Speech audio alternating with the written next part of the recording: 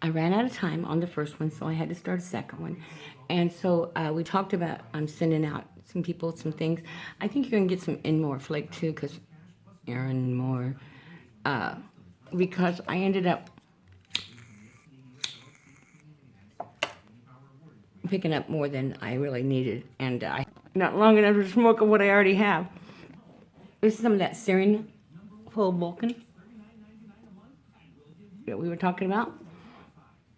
And we talked about a wonderful Rose of Latakia. We talked about the honey and chocolate, McBaron stuff, and then we talked about McClellan's 2010 Christmas cheer. And I told you that I had recorded little bits and pieces about it before I opened them. So I'm going to go ahead and add them to this tape. So before I sign off, I'm going to say happy, happy, joy, joy. You know I'm watching you. And this was a fun tape to make. I hope you guys liked stuff.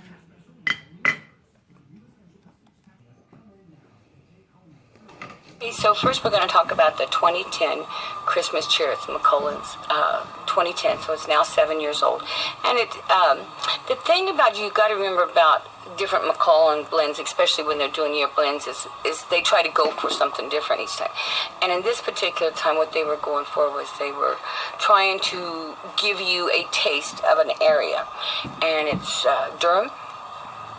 Anyway, it's like a middle belt flue-cured Virginia, and it's a very sugary Virginia. It's the red orange tones and stuff, and you're going to see that when I open this box up and stuff, so, or the tin up, so you know. And if you like sea salt caramel, I don't know if you tried any of that or not, or the salted caramels that are coming out. If I was to say what kind of flavor that had, I would say those flavors kind of remind me of each other. It's a Virginia. It's not cased. It's really a 2004 tobacco. And they'd pre-aged it before they took and made it and pressed it and blended it and stuff. So you've got a blend that was blended in 2010, probably really 2009, from a 2004 tobacco. And a lot of times you're not aware that they take and store and dry and aged tobacco before they put it in your tins, but this is one of those ones that they'll tell you somewhere that this is a 2004 blend of Virginias. It is a nice flavor as far as flavors. It, like I say, if you like salted caramel, it kind of has that little bit of a flavor. It was almost always too wet. It is what they call a broken flake. You can remember, I'm doing this from memory, so, and that just means they pressed it together, they cut it up, and then they didn't worry about how they shoved it in the tin. They just got the weight in there. And so sometimes with that type of cut, you kind of get a inconsistency in the tobaccos as you're loading it. You're going to notice that you need to dry this out, or if it hadn't got to you already dry, because I have no idea. I haven't opened the tin yet. This is one of the ones that I'm going to be opening up and sharing. So, like I say, to me, this was always like a little bit of a salty taste. And I know some people don't catch that taste, but I've always caught a little bit of salt with that. And then I've heard people say it has a butterscotch flavor, but to me, caramel and butterscotch are really about the same. So, and now they've come out with that sea salt caramel a lot of times, and that seems to be the flavor that I can kind of remember it having. So was important to me, and I was a little OCD-ish for a while there, and so when I'd get a tobacco, almost every tobacco tin I ever had, I could almost tell you when, where, and how I bought it, and what I thought of it. But I quit doing that after about 10, 15 years of doing that. I got lazier and lazier and did less and less. And I tried to do it for all of the tins that I cellared. I didn't try to do it for all the ones I tasted, just the ones that I cellared. The reason I cellared the 2010 Christmas cheer was, and I know this is going to sound terrible, but I was hoping to get more out of it. I want more out of it. And sometimes when you cellar something and age it and let it become, I know it'll be more mellow, because any Virginia always gets a little more mellow, but I'm hoping that I get more than just a straight Virginia, because if all I'm going to get is a straight Virginia flavor out of something, then, you know, I might as well be smoking Virginia flake and just call it what it is, instead of anyway. I do tend to join on, don't I? Anyway, so that's what this is. This is going to be your 2010 Christmas cheer, and I'm going to be dividing it up into several different packets so that 2 or 3 people can try it along with me. So here we go. We did see that it had that still was too moist and stuff, so we are letting it dry out. So this is still that second half of the first part. Hang on. Here we go. Ooh, that sun. It's kind of cold, but the sun's really right there. So I am sitting in another parking lot. It's Christmas, getting close to Christmas time, and some of my friends, they go out shopping and stuff. I just wait in the car for them. So today, the other one of the tins that I'm going to open is, and share is McBaron's Honey and Chocolate. Now, it's, I think, a 2010 also. I need to look. I'm trying to use my tins up. I like the case stuff to be used within 5 years of when I get it. So I'm not sure if this is the old chocolate and honey or the new hot chocolate and honey, so I'll have to look and see. They quit making the blend for a while, and then I think they redid the blend. Okay, so first of all, when you hear chocolate and honey, aside from thinking, well, that's a weird mixture, with a touch of cinnamon kind of flavor to that. And I know some of you know what I'm talking about. So anyway, the honey and chocolate McBaron's is kind of a coarse cut. It's really a dark coloring. It was very moist. It's very cased. And that's why I want to use this up before too long, is because being cased has a tendency to, whoops, that just slipped. Being cased, it has a tendency to over ferment in your tins and stuff, so gotta put it back down. So like I say, this is one of the ones that I cellared, but I didn't cellar a lot of it, and I can remember that it seemed like I got a little bit of tongue bite with this, that it was but the aroma of opening the tin was almost worth, buying it. Because when you first open it up, you get that rich smell of the chocolate, and or the cocoa, and you get that strong Cavendish smell from it. And I really like the smell. I don't like the taste of those two things, but I really like the smell of them. And so the aroma was why I cellared this. And so, but I did make notes on this, I believe, a bit, that it was kind of an irritant to me, throat irritant. And I remember seeing on the tin, because sometimes I'll put notes on the tin for myself, and it says mix with Virginia, straight Virginia. So what it must mean is it's just a very strong flavor, and that I wanted to kind of play it down by putting the Virginia. And that's what I do a lot of times. Is if something's a little too strong, I just get some Virginia and throw in there. Like I say, I got a feeling that this was, I don't think this was really moist. I think this was actually had a tendency to be a little drier, but we'll see. Like I say, you got to realize I'm doing these reviews kind of from my head. I'm trying to think of what else I can think of. For some reason, there's something that just keeps nagging at me, like, I know that it didn't have any honey taste, and I'm hoping that will come through with the cellaring of it. Seems like I had to leave it sitting out, but I didn't mind sitting out because I could use that almost like a room fragrance. I could set it out in a dish loose, and it was pretty good, to the smell of the room before you smoked it. When you were smoking it, it didn't seem like it had any scent other than just the tobacco, but I'm smoking it, so a lot of times I don't notice what the smell is as much as other people. So as far as a room note, I don't think I made any notes on that. I think I just put down smells like tobacco. Now, I have heard some good reviews and bad reviews on it, so I think everybody is to each his own, and that's why you're getting to share some. So you get to try it for yourself and see if you like it or not. So here we go again. That was another little quick review.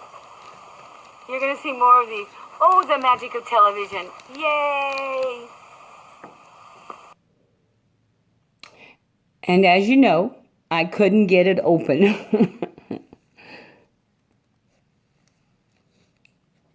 Okay, so I'm doing things all in every little time I get a little fragment of time. I'm trying to do some of these little. I got some nightcap in just a little bowl. It's a nice little setter, and the reason I'm doing it is because I'm doing so many other things at the same time. That's how life is. I'm grating carrots for really big carrots for carrot cake and carrot bread, but I'm not going to do it while I'm doing the film because it sounds terrible, but just, gosh, you guys would have nightmares for years on that one. Anyway, so let's talk about Rose of Latakia, and that's another tin that I'm going to be opening and splitting. Good news, bad news. That's the thing about that Rose of Latakia. When people say Latakia, they think that, or however you want to say it, that's just how I've always said it. They're thinking of that really dark flavor. Because I think Cavendish and Latakias, even Periques, are a darker flavor just because of the way they're cured. First of all, Rose of Latakia is coated. It does have a coating on it. So, but anyway, either way. So, when I got Rose of Latakia, I was thinking, oh, this is going to be so strong, and rose, and all this, because I'm thinking of going into that, American rose bushes that are just so fragrant, you almost can't stand them kind of thing.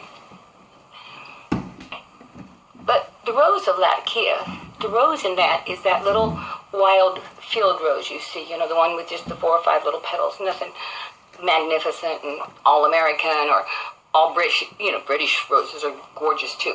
It's not that kind of rose. It's that wild rose, that really faint, surprising, here it is, once in a while whiff of that. So the Rose of Latakia is more of a wild rose of Latakia. The Latakia is not the strong flavor in that, although you would think so with that name. It's not the strong flavor. It's actually this a little bit of a flavor that when you first buy it, and this is in the old tins. Now remember, this is going to be an age 10, and I'll give you all that information when I pull them up. I'm just deciding.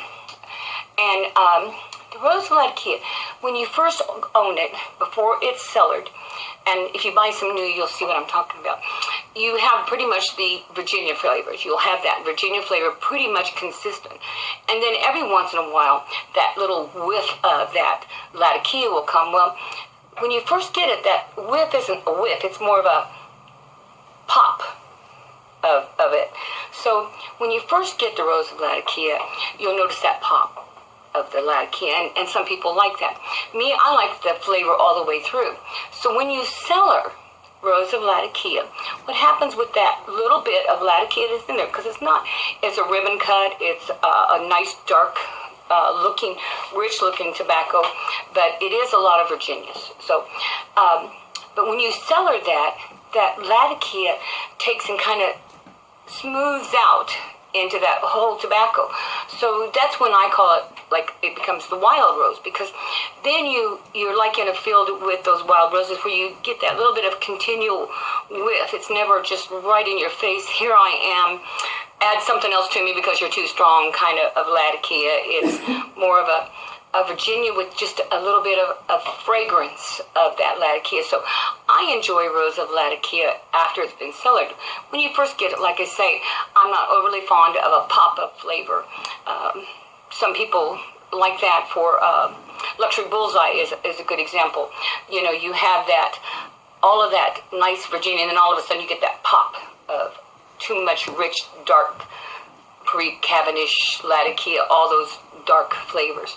So the thing I like about the Rose of Latakia is that it is, after it's cellared, it's just a nice smooth. I like it because it's a ribbon cut, and that's really my favorite cut. It's easiest to hydrate in that ribbon cut.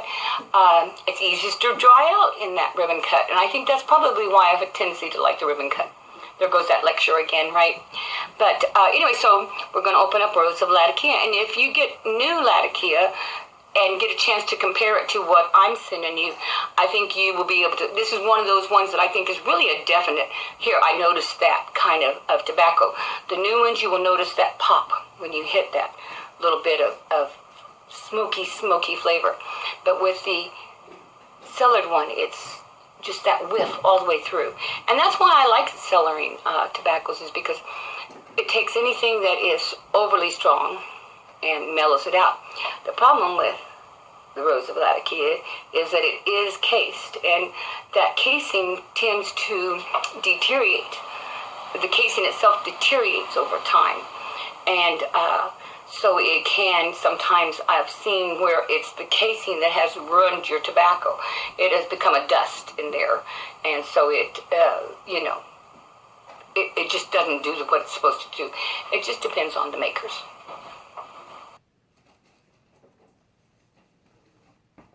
Okay, and so my final choice of what I'm going to send out is going to be some Syrian Full Balkan. And the name is a little deceptive. It's actually not as rich or as strong as it sounds. When it says that Full Balkan, you're thinking, a whole lot of flavor. And on there it says it picks the most unique blend, blah, blah, blah, blah, blah. And you know what? It's not as strong, like I say. It's one of these ones that I don't have to mix if I don't want to add anything to it. I don't have to. A lot of the Balkans, a lot of the full flavor, what I call dark flavors, I end up adding a little bit of 965 or just straight Virginia to. This is another one that I don't have to have anything added to it in order for me to smoke it. And that's why I cellared some of it. This is... So, I hope you have fun trying out the different ones.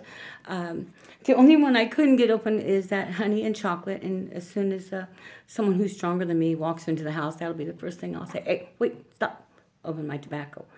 And so, new ones of these, the same blends, and try and compare them if you'd like, which is kind of my idea of sharing something that's cellared, is so that you can take something that's new and compare those new ones.